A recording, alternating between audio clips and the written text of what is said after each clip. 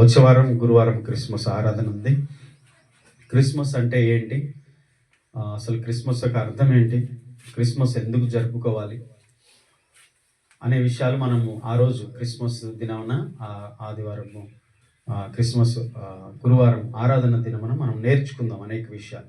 కానీ ఈరోజు ప్రాముఖ్యంగా ఆ క్రిస్మస్ దినమున లేక యేసు ఈ లోకానికి వచ్చిన దినమున, యేసు క్రీస్తు జన్మించిన దినమున ప్రాముఖ్యమైనటువంటి కొన్ని పాత్రలు ఉన్నాయి, కొంతమంది వ్యక్తులు. వాటిని గురించి ఈరోజు మనం నేర్చుకుందాం. ఓకే, మరి క్రిస్మస్ రోజు ప్రాముఖ్యమైన వ్యక్తుల గురించి మనం నేర్చుకోవడానికి అవసరత ఉందంటే ఉంది. మనం ప్రతిసారి క్రిస్మస్లో ఏదో ఒక సందర్భం, పోయినసారి నక్షత్రం గురించి నేర్చుకున్నాం.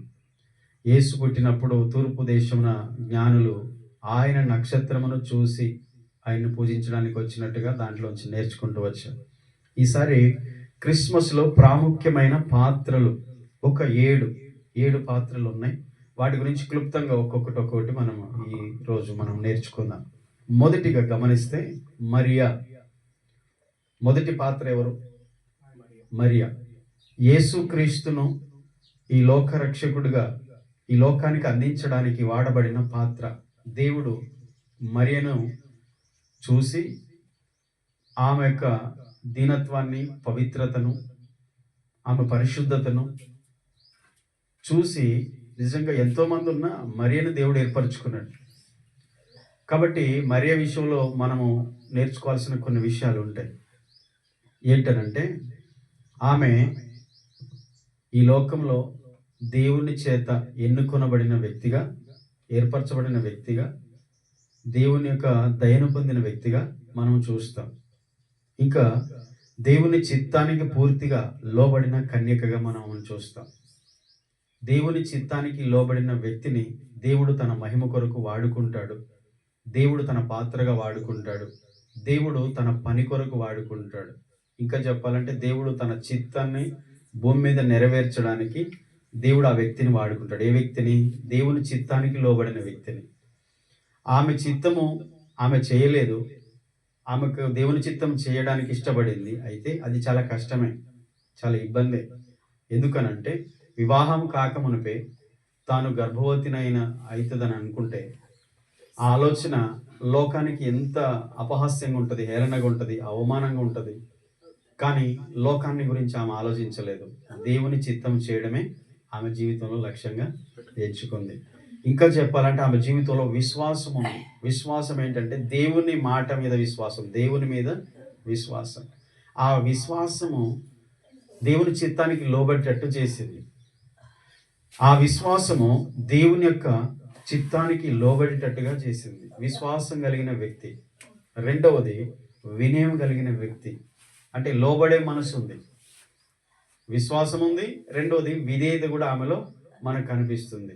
ఎందుకంటే ఆ పని చేయాలంటే, లేదా ఆ మాటకు అంగీకరించాలంటే, ఆ దూత వచ్చి చెప్పినప్పుడు నిజంగా నీవు గర్భవతి అవుతావు, పరిశుద్ధాత్మ వల్ల నువ్వు గర్భవతి అవుతావు, నీవు కుమారుని కంటావు, లోకరక్షకుని కంటావు అని చెప్పినప్పుడు అది నమ్మశక్యం కాని విషయం. ఎందుకనంటే ఆ మాట నమ్మాలంటే అది మనకేదో గొప్ప, లేదా మనకేదో మెప్పు, లేదా మనకు ఘనత తెచ్చేది అయితే బాగుంటుంది. కానీ ఆ మాట ఎలాగనిపిస్తుందంటే ఆమెకు అవమానాన్ని కలిగిస్తుంది. బయటికి వెళ్ళి గర్భవతి పెళ్లి కాకముందే బయటికి వెళ్తే లోకమేమనుకుంటారు, ఆమెకు అది ఘనత తెచ్చేదిగా అనిపించదు లోకరీతిగా ఆలోచిస్తే. కానీ లోకాన్ని బట్టి, మనుషుల్ని బట్టి ఆమె ఆలోచించలేదు. కానీ దేవుని యందు విశ్వాసం ఉంచి విధేయత చూపి దేవుని చిత్తానికి లోబడింది. అంటే దేవుణ్ణి సంతోష పెట్టాలనే ఒక ఆలోచనతో ఉన్న వ్యక్తి. ఇంకా చెప్పాలంటే ఆమె లోకం 1:38 చెప్తుంది, నీ మాట ప్రకారం, నీ వాక్య ప్రకారం నాకు జరుగునుగాక అని దేవుని వాక్యానికి, దేవుని చిత్తానికి లోబరుచుకున్న వ్యక్తి. కనుకనే ఆమె దేవుని చేత ఒక ఘనమైన పాత్రగా, క్రిస్మస్లో ప్రాముఖ్యమైన, ప్రధానమైన, ఘనమైన పాత్రగా వాడబడిన స్త్రీ మరియా. ఓకే, ఇంకా లోతుగా మనం వెళ్తే చాలా విషయాలు ఉంటాయి కాబట్టి ఇంకా కొన్ని విషయాలు ఉన్నాయి కనుక ఇంకెక్కువ ధ్యానించట్లేదు. రెండవ పాత్ర ఎవరు? యోసేపు. రెండవ పాత్ర యోసేపు. యోసేపు గురించి రాయబడిన విషయాలు ఏంటంటే నీతిమంతుడు అని రాయబడింది. ఎలా నీతిమంతుడని ఎలా చెప్పగలము అని అంటే, అతడు ఏదైతే దేవుడు దూత ద్వారా తను విన్నాడో, ఏదైతే దేవుని మాట అతడు విన్నాడో దాని ప్రకారం కట్టుబడి ఉన్నాడనమాట. ఇంకా చెప్పాలంటే బాధ్యత గల సంరక్షకుడు.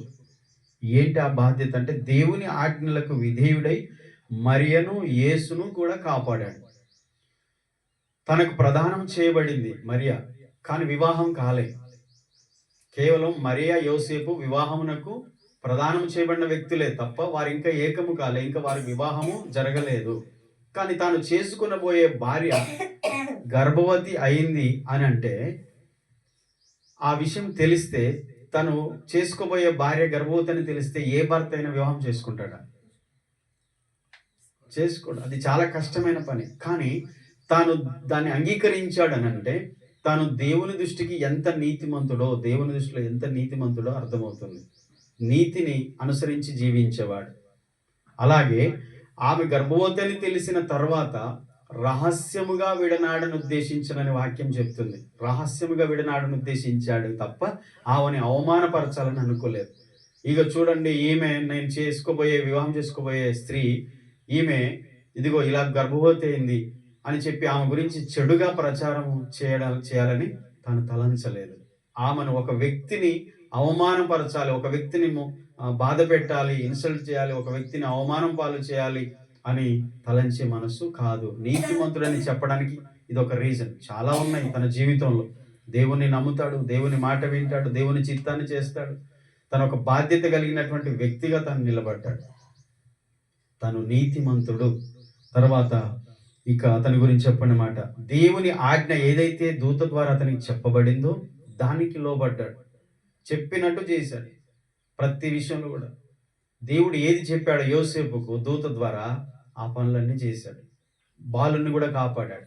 ఐగుప్తుకు వెళ్ళమంటే ఐగుప్తుకు వెళ్ళిపోయారు. ఎక్కడ ఉండమంటే అక్కడ ఉన్నారు. మరలా తీసుకొని రమ్మన్నప్పుడు ఐగుప్తు నుంచి మరలా తీసుకొని వచ్చాడు. తాను ఒక బాధ్యతగా వ్యవహరించాడు. వివాహం కాలేదు, అయినా సరే దేవుడు చెప్పిన మాట ప్రకారం, దేవుడు పంపించినటువంటి దేవుడి చిత్తము చేయడానికి, దేవుడు ఇచ్చినటువంటి ఆ కుమారుని, లోకరక్షకుని లోకానికి అందించడానికి మరియతో పాటు యోసేపు కూడా ఒక బాధ్యత కలిగిన వ్యక్తిగా వ్యవహరించాడు. ఒక సంరక్షకుడుగా అతడు ఉన్నాడనమాట. కాపాడుతూ వచ్చాడు. నాకెందుకులే అని అనుకోలేదు.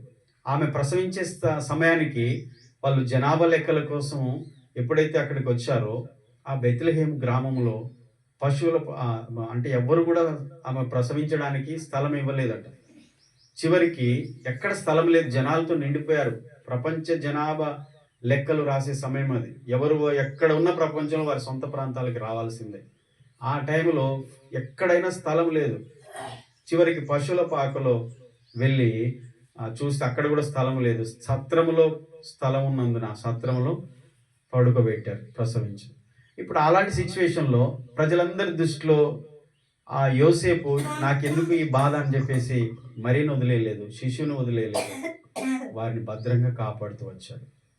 మరి ఒక బాధ్యత కలిగినటువంటి వ్యక్తిగా యోసేపు మనకు కనిపిస్తున్నాడు. మూడవ పాత్ర ఎవరంటే గాబ్రియేలు దూత. మూడవ పాత్ర దూత. మొదటి పాత్ర ఎవరు? మరియా. 2 3 గాబ్రియేలు దూత ఏం చేశాడు? యేసు క్రీస్తు యొక్క జననం గురించి, పుట్టుకను గురించి శుభవార్త ప్రకటించాడు దూత. క్రిస్మస్లో వాడబడిన పాత్రలు వీళ్ళు. తర్వాత మన పాత్ర కూడా వస్తుంది. తర్వాత ఆ శుభవార్తను ప్రకటించాడు ప్రజలకు. మనకు సందర్భం ఎక్కడ? లూకా 1:26లో చెప్పబడిన మాటలు. తర్వాత గొర్రెల కాపరులకు లూకా 2వ అధ్యాయం 7 నుంచి 8, 10 వచనాల్లో చెప్పబడిన మాటలు. దూత వచ్చి చెప్పినప్పుడు ప్రజలకు దేవుని ప్రణాళికను మనుషులకు తెలియజేశాడు. దేవదూత ఏం చెప్పాడు? దేవుని ప్రణాళికను, దేవుని యోచనను మనుషులకు తెలియజేశాడు. అదే దేవుని ప్రణాళిక ఏంటంటే యేసు క్రీస్తు యొక్క జననము గురించిన వార్త. యేసు రక్షకుడు, దావీదు పట్టణమందు నేడు రక్షకుడు మీ కొరకు పుట్టి అన్నాడు. లోకమంతటి కలగబో మహా సంతోషకరమైన సువర్తమానం ఇదే. ఏంటిది? లోకరక్షకుడు పుట్టబోతున్నాడు, మీ కొరకు రక్షకుడు పుట్టబోతున్నాడు, రాబోతున్నాడు అన్న విషయం మొట్టమొదట గొర్రెల కాపర్లకి తెలియజేశాడు. అంతకు ముందే మరియకు చెప్పాడు, ఆ తర్వాత యోసేపుకు చెప్పాడు, ఆ తర్వాత గొర్రెల కాపర్లకు చెప్పాడు. ఎవరు చెప్పారు? దూత. దేవదూత చేసిన పని ఈరోజు దేవుని బిడ్డలుగా మనం కూడా చేయాల్సిందే. ఆల్రెడీ ఆయన పుట్టక ముందు నుంచి దూత ప్రకటించాడు, కానీ ఆయన పుట్టి వచ్చి ఈ లోకానికి వచ్చి 2000 సంవత్సరాలు అయిపోయింది. దూత చేసిన పని మనం అందరం కూడా చేయాల్సిందే. ఆమె. నాలుగవది గొర్రెల కాపరులు. గొర్రెల కాపరులు చేసిన పని ఇక్కడ మనం చూస్తాం. ముందుగా శుభవార్త విన్నది వారే. ఈ గొర్రెల కాపరులు సాధారణ ప్రజలు. వాళ్ళు నిజంగా గొర్రెల కాపరులు అంటే చాలా కొంచెం తక్కువగా, చిన్న చూపు, సామాన్య ప్రజలుగా, సాధారణ ప్రజలుగా చూస్తూ ఉంటారు. కానీ దేవుడు మొట్టమొదటి అవకాశం ఎవరికి ఇచ్చాడు? గొర్రెల కాపర్లకి ఇచ్చాడు. అంటే వారిలోంచి మనం నేర్చుకునేది ఏంటంటే వినమ్రత, లేకపోతే వినయం, విధేయత, లేదా తగ్గింపు, దీనత్వం కలిగిన వ్యక్తులకే దేవుని స్వార్థ మొదట అందుతుంది. ఆ రక్షణ భాగ్యం కూడా వారికి అందుతుంది అనమాట. ఈ లోకంలో ఆడంబరాలతో, అహంకారంతో, గర్వంతో, దేవుణ్ణి లెక్క చేయకుండా తానే దేవుడు అనుకునేటువంటి అహంకారంతో బ్రతికే ప్రజలకు దేవుని రక్షణ స్వార్థ మొదట అందదు. కానీ వినయము గల వారికి, సాధారణమైన వారికి, లోకంలో తక్కువగా చూసే, చిన్న చూపు చూసే ప్రజలకే దేవుని యొక్క రక్షణ స్వార్థం మొదట అందుతుంది అన్న విషయం గొర్రెల కాపరి నుంచి మనం నేర్చుకోవచ్చు. మొదటిగా ముందుగా శుభవార్త విన్నది గొర్రెల కాపరులే. ఇది సులభ విశ్వాసానికి ఉదాహరణ కూడా. లూకా 2:8 ఉందన్నమాట ఈ విషయం. లూకా సువార్త 2:8 నుంచి 20 వచనాల వరకు ఉంటుంది. ఇక్కడ ఏమంటున్నాడంటే సులభ విశ్వాసానికి ఉదాహరణ అని మనం నేర్చుకుంటున్నాం. అందులోంచి సులభ విశ్వాసం అంటే త్వరగా నమ్ముతారు. త్వరగా ఎవరైతే దేవుని నమ్ముతారో, దేవుని కార్యాలను నమ్ముతారో వారికి మాత్రమే ఈ రక్షణ సువార్త అందుతుంది. ఆ యూదయ బెత్లెహేములో ఎంతో మంది ఉన్నారు కదా. ఆ దూత మొదట పొలంలో రాత్రి గొర్రెలు కాచుకునే ఆ గొర్రెల కాపర్ల దగ్గరికి వెళ్ళి ఎందుకు చెప్పాడు? ఫస్ట్ ఊర్లో ఉన్న వాళ్ళ పెద్దోళ్ళకి చెప్పొచ్చుగా, బాగా ధనం ఉన్న వాళ్ళకి, గొప్ప లోకంలో గొప్పగా ఉన్న వాళ్ళకి చెప్పొచ్చు కదా. అంటే త్వరగా దేవుని యందు విశ్వాసం ఉంచే హృదయాలు ఎక్కడుంటాయో, విధేయత ఎవరికి ఉంటుందో వారికే ముందు దేవుని యొక్క రక్షణ భాగ్యం దొరుకుతుంది. ఆమె. అందుకని ఆత్మ విషయమై దీనిలోని వారు ధన్యులు, పరలోక రాజ్యం వారిదే. అహంకారంతో ఉన్న వాళ్ళకి దేవుడు ఎప్పుడు ఉండడు దగ్గర, దేవుడు దొరకడు వాళ్ళకి. దేవుని రక్షణ కూడా పోగొట్టుకుంటారు, అసలు దొరకదు ఆ భాగ్యం. అందుకనే మనం నేర్చుకునేది ఏంటంటే గొర్రెల కాపరుల వల్ల మనం విశ్వాసము, విధేయత, వినయం కలిగిన వారుగా, దేవుని దృష్టికి తగ్గింపు కలిగిన వారుగా ఉంటే ఎల్లప్పుడూ దేవుని కృప మనకు దొరుకుతుంది. ఆమె. ఐదవ పాత్ర ఎవరు? జ్ఞానులు. ఫస్ట్ ఎవరు? మరియా. రెండో పాత్ర 3 గాబ్రియల్ దూత. 4 గొర్రెల కాపరు. 5 జ్ఞానులు. తూర్పు దేశపు జ్ఞానులు. తూర్పు దేశాల నుండి వచ్చిన జ్ఞానులు మనము ఇక్కడ మత్తయి సువార్త 2వ అధ్యాయంలో 1 నుండి 11 వచనాల్లో వారి గురించి రాయబడిన విషయాలు అక్కడ ఉంటాయి. వారు తూర్పు దేశాల నుండి వచ్చారు. నక్షత్రాన్ని అనుసరించి యేసును ఆరాధించారు. యేసు క్రీస్తును గురించి సాక్ష్యం ఇచ్చే ఒక నక్షత్రాన్ని ఫాలో అయ్యారు వాళ్ళు. ఇక్కడ మనం నేర్చుకోవాల్సింది ఏంటంటే వారికి ఎంత జ్ఞానం ఉన్నా నేర్చుకునే మనసు, వెంబడించే మనసు వారిలో ఉంది. వారికి ఎంత జ్ఞానం ఉన్నా, ఒక విధంగా చెప్పాలంటే తూర్పు దేశ జ్ఞానులు అంటే సైంటిస్ట్, ఇప్పుడున్న శాస్త్రవేత్తలతో సమానం. తత్వవేత్త, శాస్త్రవేత్తలు వాళ్ళంతా కూడా చరిత్రను, లేకపోతే కాలాలను చూసేవాళ్ళు, సమయాలను చూసి వాళ్ళు జరగబో వాటి సంఘటనలు కూడా తెలుసుకునే అంత జ్ఞానం కలిగిన వాళ్ళు నక్షత్రాన్ని అనుసరించి యేసును ఆరాధించారు. ఈరోజు మనము ఒక మంచి మాదిరి కలిగినటువంటి వ్యక్తులను, దేవుని మార్గములో మనల్ని నడిపించే వ్యక్తులను అనుసరించి నడిస్తే నిజంగా దేవుని దగ్గరకు చేరగలం, దేవుని మార్గాలు మనం తెలుసుకోగలం. ఆ మనసు మనకు ఉండాలి. ఇంకా వారు చేసింది ఏంటంటే ఎంత జ్ఞానం ఉన్నా దేవునికి లోబడడం అనేది చాలా గొప్ప విషయం. తెలుసుకోవడము ఒక విషయం అయితే, తెలిసిన దానికి లోబడడం, నిజంగా దేవునికి లోబడడం చాలా గొప్ప విషయం. ఇంకా ఆలోచిస్తే బాలుని చూసి, శిశువుని చూసి వాళ్ళు సాగిలపడడం అనేది ఇంకా ఆ వచనంలో వివరిస్తే చాలా విషయాలు మనం నేర్చుకోవచ్చు. కానీ ప్రాముఖ్యంగా వాడబడిన పాత్రలు, క్రిస్మస్లో వాడబడిన పాత్రలో జ్ఞానులు కూడా వస్తున్నారు. 5వ విషయం ఇక ఈ జ్ఞానులు ఆ, యేసును అనుసరించి నక్షత్రాన్ని అనుసరించి యేసు దగ్గరికి వచ్చి వారికి యేసుకు సాగిలపడి ఆయన్ని పూజించి బంగారము సాంబ్రాణి బోలం కానుకలుగా అర్పించారు. ఇక దీని నుంచి ఇక్కడ ఒక మనం కొత్త విషయాలు నేర్చుకోవచ్చు సమయాన్ని బట్టి. ఏంటనంటే బంగారము సాంబ్రాణి బోలము ఈ 3 కానుకలు 3 ప్రత్యేకమైన వాటికి మనకు గుర్తుగా కనిపిస్తాయి.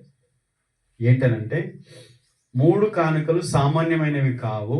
ఇవి యేసు ఎవరో, ఆయన సేవ ఏంటో, ఆయన గొప్పతనము, ఆయన మంచితనం ఏంటో తెలియజేస్తాయి. బాలుడైన యేసుకు 3 కానుకలు ఇచ్చారు. వారు తెచ్చిన దాంట్లో పెట్టెలు విప్పి బంగారము సాంబ్రాణి బోళము అనేది ఇచ్చారు. ఈ బంగారం అనేది రాజుకు గుర్తు. యేసును రాజుగా వారు అంగీకరిస్తున్నారు.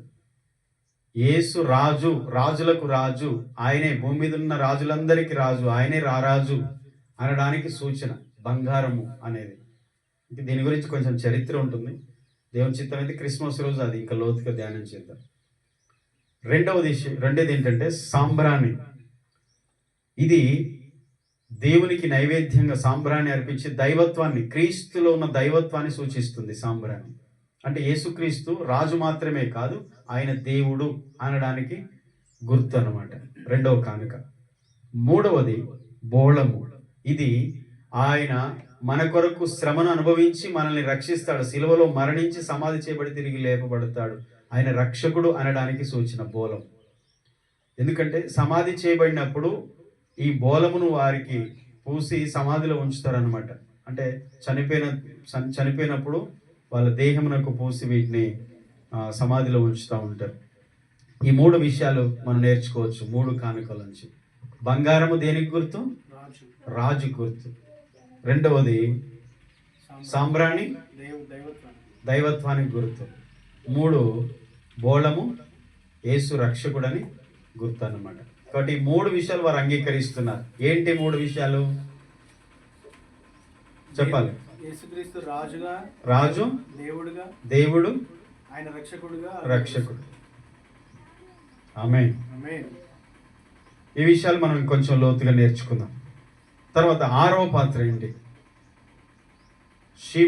షిమ్యోను అలాగే అన్న అనే 2 వ్యక్తులు వారు బహువృద్ధులై యేసుక్రీస్తు అనగా ఇజ్రాయెల్కు విమోచకుడు పుడతాడు, విమోచకుడు వస్తాడు అనే విమోచన కొరకు ఎదురు చూసిన వ్యక్తులు. 8వ రోజు ఆ యేసు ప్రభు పుట్టిన తర్వాత బాలుడిని 8వ రోజు దేవాలయానికి తీసుకెళ్తారు యూదుల సాంప్రదాయం ప్రకారం. అక్కడ దేవాలయంలో ఈ శిశువును చూసి వారు దేవుణ్ణి స్తుతిస్తారు, దేవుని మహిమపరుస్తారు. అంటే విమోచన కొరకు ఎదురు చూసిన, రక్షకుని కొరకు ఎదురు చూసినటువంటి 2 దేవుని స్తుతించి దేవుని మహిమపరిచారు. ఆయన వచ్చేంత వరకు కూడా చచ్చిపోరు అనమాట. యేసు పుట్టాలి, ఆయన్ని చూడాలి, అప్పటి వరకు చనిపోలేదు వాళ్ళిద్దరు. అన్న అనే ప్రవక్తి 84 ఏళ్ల నుండి మందిరంలో సేవ చేస్తూ వచ్చింది. షిమ్యోను అనే వృద్ధుడైన ప్రవక్త కూడా ఆయన విమోచకుని చూసే వరకు చనిపోలేదు. అంటే దీంట్లో కూడా ఒక అర్థం ఉంది, నేర్చుకోవచ్చు. ఓకే, ఇది లూకా సువార్త 2వ అధ్యాయంలో 5 నుంచి 38 వచనాల్లో ఉంటుంది అనమాట. చివరి పాత్ర హేరోదు రాజు. ఈ హేరోదు ఇప్పుడు నేర్చుకున్న పాత్రలన్నీ ఒక రకంగా వాడబడ్డాయి. ఈ పాత్ర వ్యతిరేకంగా వాడబడిన పాత్ర. ఎంత వ్యతిరేకం అంటే హేరోదు భయంతో యేసును చంపాలని అనుకున్నాడట. క్రిస్మస్ రోజు అందరూ దేవునికి అనుకూలంగా ఉంటారా, వాడబడే పాత్రలు ఉంటారా? ఉండరు. దేవునికి వ్యతిరేకమైన పాత్రలు కూడా ఉంటాయి అనడానికి ఇది ఒక మంచి ఉదాహరణ నేర్చుకోవచ్చు. సంఘంలో కూడా ఇలాంటి స్వభావం కలిగిన హేరోదులు ఉంటారు. ఎలాంటి పరిస్థితి అంటే హేరోదు భయంతో యేసును చంపాలనుకున్నాడు. ఇది మత్తయి సువార్త 2వ అధ్యాయం 1వ వచనం నుంచి 1వ వచనంలో మనం చూస్తాం. జ్ఞానులతో మాట్లాడుతున్నాడు, మీరు వెళ్ళి బాలుని చూసి మళ్ళీ నాకు చెప్పండి, మీరు మళ్ళీ రండి, నేను కూడా బాలుని మొక్కుతా, ఆరాధన చేస్తా, ఆయన్ని కూడా పూజిస్తా అని చెప్తాడు. కానీ అది నిజం కాదు, లోపల ఒకటి కపటంతో మాట్లాడిన మాట. కానీ వెంటనే దూత జ్ఞానులతో చెప్పింది, మీరు వచ్చిన తోవ వెళ్ళొద్దు, వేరే తోవ వెళ్ళిపోండి, మళ్ళీ హేరోదు దగ్గరికి వెళ్ళొద్దు. ఎందుకు? ఆ అడ్రస్ చెప్తే హేరోదు ఆ బాలుని చంపాలనుకుంటున్నాడు కాబట్టి. కాబట్టి జ్ఞానులు మరలా హేరోదు దగ్గరికి రాలేదు. అప్పుడు యూదేని పరిపాలిస్తున్న ఈ హేరోదు రాజు లోక అధికారానికి లేక అహంకారానికి, దేవునికి వ్యతిరేకమైన జీవితానికి సాదృశ్యంగా ఉన్న ఒక పాత్ర. కాబట్టి ఇలాంటి చెడ్డ పాత్రలుగా మనం ఉండకుండా ఉందుముగాక. ఆమేన్. హేరోదు లాంటి పాత్రగా కాకుండా మరియలాగా ఉండాలి, ఎస్. యోసేపులాగా ఉండాలి. ఆమేన్. మూడవది గాబ్రియేలు దూతలాగా ఉండాలి. నాలుగవది గొర్రెల కాపరులాగా ఉండాలి. ఆమేన్. ఐదవది జ్ఞానుల్లాగా ఉండాలి. ఆమేన్. ఆరోది ఒక షిమ్యోను అన్నలాగా మనం ఉండాలి, కానీ హేరోదులాగా ఉండొద్దు. 7 పాత్రలు. ఓకే, మరి వచ్చే వారంలో క్రిస్మస్ రోజు లోతైన విషయాలు, క్రిస్మస్ సందేశాన్ని మనం నేర్చుకుందాం. ఓకే, కాబట్టి మనము క్రిస్మస్లో వాడబడిన పాత్రలు చూసాం. 6 పాత్రలాగా మనం ఉండాలి, కానీ 7వ పాత్ర హేరోదులాగా ఉండొద్దు. దేవుని కార్యాలకు, దేవుని యొక్క ప్రణాళికకు విరోధమైన పాత్ర హేరోదు. మరి హేరోదు లాంటి పాత్రలే సంఘాల్లో కనిపిస్తున్నాయి చాలా వరకు, కానీ మరి ఎలాంటి పాత్రలు తక్కువే. యోసేపు లాంటి పాత్రలు మనం పై విషయాలు నేర్చుకుంటూ వచ్చాం, కానీ ఒక్కొక్క వ్యక్తి గురించి మనం క్షుణ్ణంగా లోతుకి వెళ్తే వారాల తరబడి నేర్చుకునేంత ఉంది వారి జీవితంలోంచి. ఒక గొర్రెల కాపరలాగా మనం ఉండాలి, ఒక గాబ్రియేలు దూతలాగా మనం ఉండాలి, జ్ఞానుల్లాగా మనం ఉండాలి, గొర్రెల కాపరులాగా ఉండాలి, సిమ్యోనులాగా అన్నలాగా మనం ఉండాలి, కానీ హేరోదులాగా మనం ఉండొద్దు. ఓకేనా? దేవుడి మాటలు దీవించునుగా. ప్రార్థన చేసుకుందాం. ప్రార్థన చేసి తల్లు ఉంచుతాం, కళ్ళు మూసుకుందాం. మరియలాగా ఒక పాత్రలాగా మనం, మరి ఎలాంటి ఆ పాత్ర దేవుడు ఎలాగైతే మరిని వాడుకున్నాడో, ఆమె చిత్తానికి ఆమె ఎలాగ